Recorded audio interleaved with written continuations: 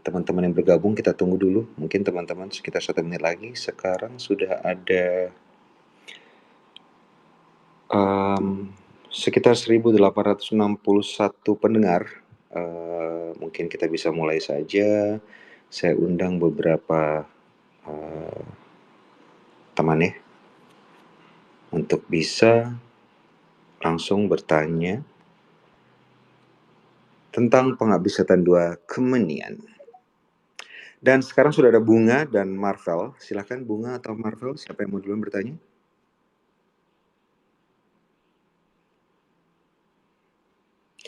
Oh ya, nanti sebelum kita akhiri acara atau sesi Space Twitter malam ini, saya juga akan mengumumkan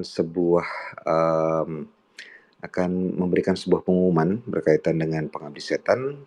Jadi stay tune sampai akhir sekali karena akan ada mungkin pengumuman yang menarik buat teman-teman semua. Silakan Marvel atau Bunga, dipersilakan untuk bertanya. Halo Mas Joko, saya Marvel Halo.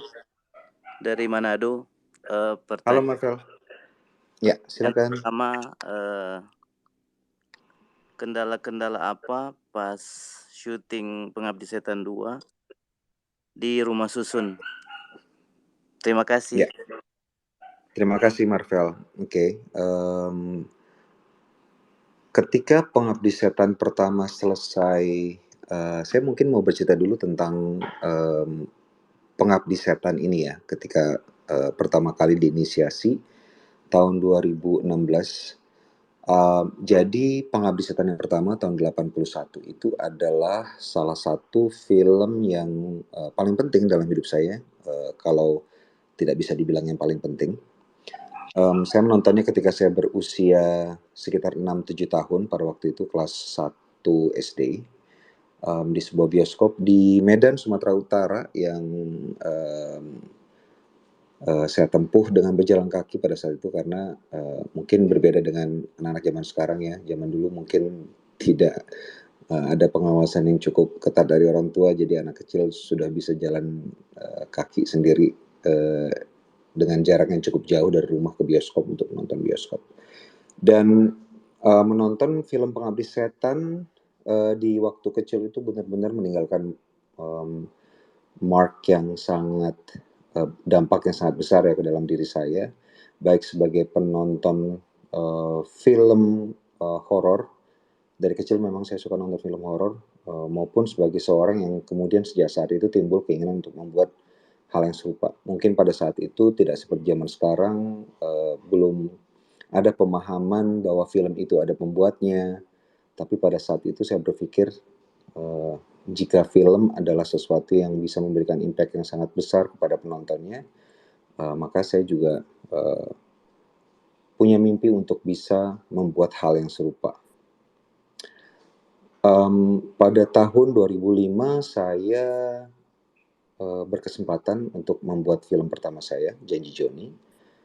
Setelah sebelumnya menulis skenario untuk Nia Dinata untuk film Arisan, dan tahun 2005 saya diberikan kesempatan untuk menyutradarai film pertama saya, Janji Joni, dengan diproduseri oleh Teteh Nia Dinata. Skripnya juga saya tulis sendiri, dan sejak saat itu timbul pemikiran untuk membuat film horor. Jadi sebenarnya saya ingin membuat film horor itu sudah lama sekali. Setelah saya membuat film pertama saya, Janji Joni, yang memang dimaksudkan sebagai surat cinta kepada sesuatu yang sangat saya cintai, itu film. Saya berniat untuk bikin film horor, tapi pada saat itu saya belum berani untuk membuat film horor karena kalau saya membuat film horor berarti saya mengerjakan sesuatu yang sangat saya hormati, jadi saya tidak ingin membuatnya menjadi sesuatu yang setengah-setengah atau mengecewakan gitu. Setelah beberapa lama, sejak saya membuat film saya yang pertama, saya memiliki pemikiran atau niat untuk membuat sesuatu yang mirip dengan film horor yang sangat penting dalam hidup saya, yaitu Pengabdi Setan yang saya tonton tahun 81. Pada waktu itu saya berpikir kalau untuk membuat sebuah remake mungkin akan jadi semacam pengkhianatan terhadap sesuatu yang sangat saya cintai. Karena Pengabdi Setan 1 itu bagi saya adalah film yang sempurna. Jadi kalau misalnya saya ingin membuat sesuatu, merekonstruksikan sesuatu dari sesuatu yang sudah saya anggap sempurna, berarti saya melakukan sebuah pengkhianatan terhadap sesuatu yang sangat saya cintai. Jadi bahkan pada awalnya, mungkin pada saat itu bisa kalau saya tidak salah ketika saya mulai mengerjakan Kala ya, tahun 2006 pada saat itu, saya sudah mulai bercita-cita untuk membuat sesuatu sebagai penghormatan saya kepada film Pengabdi Setan. Kalaupun tidak menjadi sebuah remake, saya akan membuat semacam a companion, pendamping dari film yang sudah saya anggap sangat sempurna. Pengabdi Setan tahun 81 yang disutradarai oleh Sisworo Gautama, diproduksi oleh perusahaan film yang legendaris, bisa dikatakan perusahaan film yang bukan saja bagi hidup saya berfungsi sebagai sebuah perusahaan film, tapi juga sebagai entitas yang sudah membentuk segala hal tentang saya. Saya besar dengan menonton film-film produksi Rapi Film, sehingga pandangan hidup saya, pandangan saya terhadap estetika sangat dibentuk oleh film-film dari Rapi Film yang saya tonton.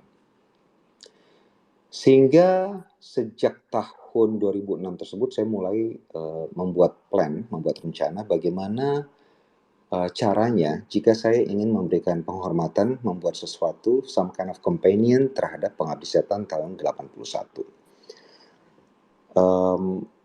Pada waktu yang bersamaan saya mulai membuat cerita, dan ketika saya mulai membuat cerita, saya juga mulai melakukan approach kepada Rapi Film. Kebetulan dalam setiap kesempatan, kalau misalnya saya bertemu dengan bapak-bapak produser dari Rapi Film, baik itu Bapak Sunil Samtani yang saya anggap sekarang sebagai my big brother, demikian juga dengan Pak Gop Samtani yang sekarang saya anggap sebagai bapak angkat saya, karena beliau adalah orang yang selalu memberikan semangat setiap saat saya membuat film, baik itu film yang merupakan produksi dari Rapi Film maupun film yang bukan produksi dari Rapi Film. Beliau selalu memberikan semangat saya dalam bekerja. Saya selalu meminta kepada mereka untuk memberikan saya izin untuk membuat gampangnya remake, karena pada waktu itu mungkin akan mengambil waktu yang sangat panjang bagi saya untuk bilang ke mereka bahwa saya tidak mau membuat remake dari film Pengabdi Setan tahun 81 karena saya anggap sebagai film yang sempurna dan sebagainya. Jadi saya kalau ketemu mereka saya selalu bilang, boleh nggak saya diberikan izin untuk membuat remake. Kalaupun Rapi Film punya niat atau punya rencana untuk membuat remake dari film Pengabdi Setan tahun 81, bagaimana kalau misalnya proyek tersebut diberikan kepada saya. Pembicaraan tentang remake Pengabdi Setan ini mungkin tahun 2006 belum ada niat ya dari Rapi Film. Tapi beberapa waktu kemudian saya dengar Rapi Film punya rencana untuk membuat remake dari film Pengabdi Setan. Itu mungkin kalau tidak salah sekitar tahun 2010 saya mendengar ada rencana dari Rapi Film untuk membuat remake dari Pengabdi Setan. Saya kembali meng-approach Pak Sunil dan Pak Gop kalau bertemu. Tapi pada saat itu saya baru membuat film Janji Joni, sebuah film romantic komedi yang not exactly a mainstream film. Genre-nya mungkin romantic komedi, tapi mungkin approach-nya, cara berceritanya tidak not entirely mainstream. Kemudian film kedua saya adalah Kala yang pastinya tidak bisa dianggap film mainstream. Kemudian tahun 2009 saya membuat film Pintu Terlarang yang hasilnya juga ternyata tidak mainstream ya. Jadi mungkin dari melihat track record saya sebagai pembuat film yang tidak memiliki track record sebagai pembuat film untuk mass audience. Pihak Rapi Film belum mempercayakan saya untuk diajak untuk dalam project remake Pengabdi Setan. Nah, pada saat itu, walaupun saya belum diberikan kesempatan untuk terlibat dalam project remake dari film Pengabdi Setan, saya tidak menyerah. Saya tetap membuat desain, arsitek cerita, story arc dan karakter arc dari film Pengabdi Setan. Jika saya diberikan kesempatan untuk membuat film sebagai companion untuk film Pengabdi Setan. Sejak tahun 2012 yang saya lakukan kemudian adalah berusaha untuk membuat showreel film horor, film pendek horor yang nantinya akan saya jadikan showcase kemampuan saya untuk membuat film horor. Pada waktu itu beberapa tahun kemudian, kalau tidak salah tahun 2013-2014, saya dapat kesempatan untuk membuat sebuah iklan, tapi berupa film pendek, dan iklan film pendek ini saya manfaatkan untuk membuat sebuah film horor berdurasi 1 menit. Judulnya Jangan Kedip. Mungkin teman-teman bisa lihat sekarang di YouTube, masih ada. Kemudian saya juga beberapa tahun kemudian dapat kesempatan untuk membuat sebuah film pendek, juga sebenarnya film pendek commission.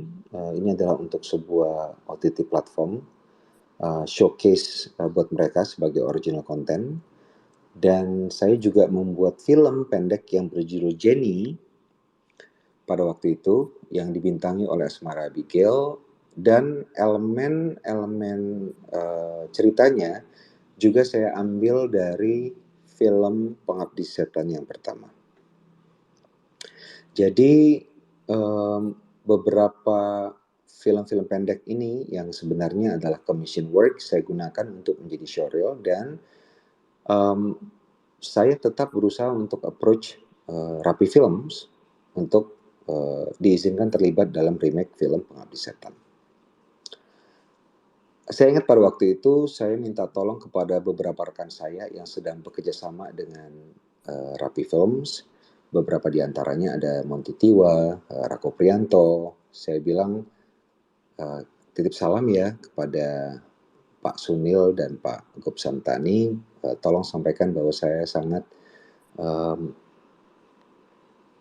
tertarik sekali untuk membuat remake film Pengabdi Setan. Jadi kemanapun saya pergi, kalau ketemu Pak Sunil dan Pak Gop, saya selalu bilang, Pak, ada nggak rencana Rapi Film untuk bikin remake Pengabdi Setan? Jadi saya kepingin banget terlibat jadi sutradara dan penulisnya.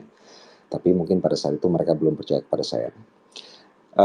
Saya juga menyampaikan pesan kepada teman saya yang bekerjasama dengan pihak Rapi Film untuk diberikan kesempatan untuk menjadi director dan writer untuk Pengabdi Setan remake. Dan saya juga setiap kali ditanya oleh wartawan project berikutnya apa, saya bilang saya belum ada project berikutnya, tapi saya tahu apa yang saya mau. Saya ingin sekali membuat remake dari film Pengabdi Setan.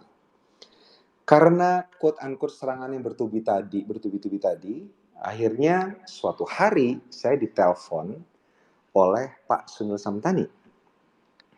Saya dipanggil, beliau nelpon saya dan dia bilang, Joko, apakah kamu masih berminat untuk terlibat dalam proyek remake film Pengabdi Setan? Saya langsung bilang, of course, yes, saya masih sangat berminat untuk terlibat dalam remake film Pengabdi Setan. Keesokan harinya saya datang ke kantor Rapi Film. Saya masuk, saya ingat banget pada waktu itu begitu melihat tulisan Rapi Films di depan bangunan Rapi Film, itu saya merinding karena ini adalah perusahaan film yang membentuk kepribadian saya pada intinya. Saya bahkan pada waktu itu sering hunting DVD ya sampai ke luar negeri dan saya mendapati beberapa film Rapi Film itu dijual di Eropa setelah di-remastered dalam high definition, dijual di Inggris oleh distributor DVD yang namanya Mondo Macabro. Dan ada satu film yang memiliki bonus DVD, isinya adalah trailer dari banyak sekali film Rapi Film. Dan itu bagi saya adalah kayak menemukan harta karun. Jadi ketika saya melihat tulisan PT Rapi Film di depan bangunan Rapi Film, itu saya betul-betul merinding banget. Dan akhirnya saya masuk, saya naik ke lantai 2, masuk ke kantornya Pak Sunil dan Pak Gop. Pak Sunil bilang, saya disuruh Pak Gop untuk nelpon Anda, untuk mengajak Anda datang ke sini, karena setiap kali dia ketemu kamu, dia selalu diteror. Kapan mau bikin remake Pengabdi Setan?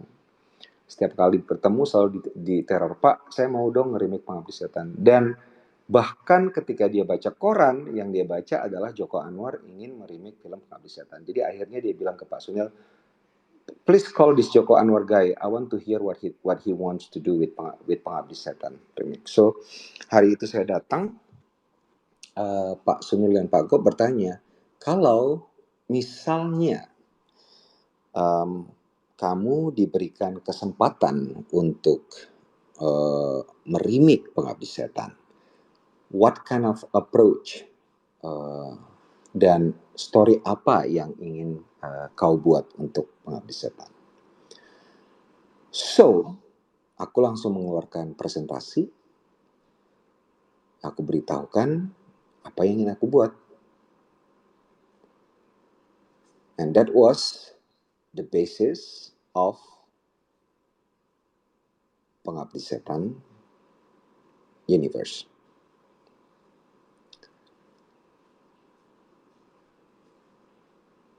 Pada saat itu, setelah saya bercerita kepada Pak Sunil dan Pak Gop, mereka bilang, oh this is very interesting, please give us the script. Terus tentunya skripnya sudah saya bikin draftnya, saya tulis dengan cepat berdasarkan draft tersebut. Saya ingat pada waktu itu saya nulis tahun 2016.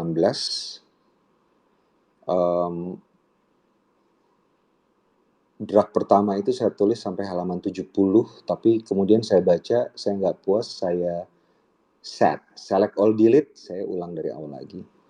Dan hasilnya adalah Pengabdi Setan 1 yang dirilis tahun 2017. Kita syuting pada waktu itu di Pengalengan, Jawa Barat. Sebenarnya kita tidak ingin syuting jauh-jauh ya, karena lebih gampang sebenarnya bagi kita secara logistik untuk syutingnya di Jakarta, tapi ternyata mencari tempat pinggiran Jakarta tahun 81 itu sangat sulit ya. Jadi sekalipun sebenarnya syutingnya itu di Pengalengan, Jawa Barat, sebenarnya settingnya itu masih di Jakarta Selatan. Jadi daerah di Cilandak gitu ya. Jadi bukan ceritanya itu di Pengalengan, tapi itu sekitar Jakarta Selatan, belakang banget gitu. Jadi setelah cerita itu berakhir tahun 2017, settingnya tahun 81 yang pertama, mereka berhasil lari dari rumah tersebut, mereka pindah ke rumah susun. Kami berusaha untuk mencari rumah susun di Jakarta, dari mulai Jakarta Pusat, Jakarta Selatan, Barat, Utara, Timur, sampai kita pergi ke Bandung, Jawa Barat. Dan di Bandung tadinya kita menemukan sebuah rumah susun yang juga belum jadi, tapi karena satu dan lain hal kami tidak jadi memakai tempat tersebut. Sebenarnya bukan karena satu atau lain hal sih, kita kena tipu ya. Jadi terjadi sesuatu dan akhirnya kita nggak bisa nggak bisa menggunakan rumah susun tersebut. Akhirnya saya minta tolong ke sosmed. Saya nge-tweet pada saat itu, saya ingat banget, saya bilang, "Teman-teman minta tolong dong, ada yang tahu nggak, rumah susun yang tidak digunakan, rumah susun yang kosong."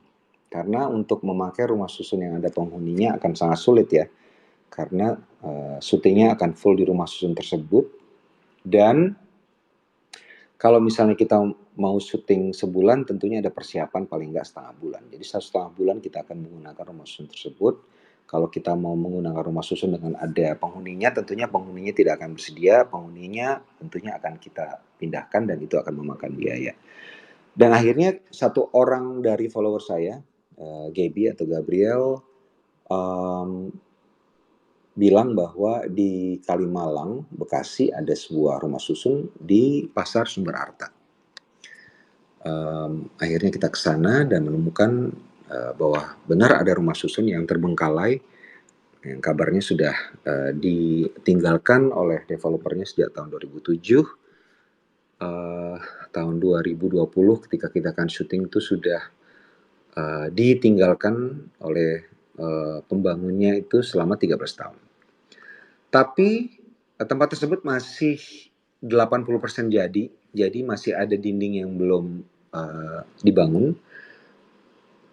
Liftnya juga masih berupa lubang saja. Tentunya kalau misalnya kita mau menggunakan tempat tersebut untuk lokasi syuting harus ada assessment terhadap safety. Jadi kita memanggil ahlinya apakah safe atau tidak untuk bisa syuting di tempat tersebut. Setelah mengurus perizinan dan sebagainya, assessment terhadap safety kita lakukan. Kita syuting tentunya dengan membuat beberapa precaution untuk keamanan, dan kita juga membangun rusun tersebut beberapa lantai untuk kita gunakan. Jadi kalau misalnya teman-teman melihat sekarang ada beberapa orang yang datang ke rusun dan menemukan ternyata pintu-pintunya belum ada, memang daun pintunya memang belum ada, daun jendelanya belum ada, dan itu kita bangun. Paling tidak kita menggunakan berapa lantai ya, mungkin 4 sampai 5 lantai yang kita bangun sangat ekstensif ya ininya, dinding dan daun pintu dan jendela dan sebagainya. Jadi yang paling utama kesulitannya adalah menyelesaikan bangunan dari rumah susun yang belum selesai. Mungkin nggak 80% jadi ya, mungkin 70% jadi, karena masih sangat mentah sekali dan belum layak huni sebenarnya rumah susunnya. Itu yang paling utama sih kalau misalnya ditanya soal kesulitan syuting di rumah susun. Gitu ya, Marvel.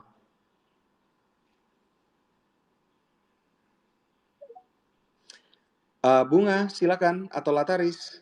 Halo, Bang Joko. Iya. Ya, Bang Joko sebelumnya mau ngucapin selamat atas rilis Pengabdi Setan 2-nya. Terima kasih. Ya, aku mau nanya nih, Ya. Bang Joko udah pernah dengar belum tentang teori sama konspirasi Pengabdi Setan 2? Ya, sudah. Kalau misalkan dari yang mereka sampaikan, kira-kira gimana menurut pendapat Bang Joko? Apa menurut Joko mereka itu sebagian pernyataan mereka itu benar atau malah meleset kejauhan gitu? Terima kasih. Terima kasih sama-sama. Tentang munculnya teori-teori yang ada seputar film Pengabdi Setan dan film Pengabdi Setan 2 Kemudian latar belakangnya seperti ini. Saya adalah seorang penonton film yang sangat suka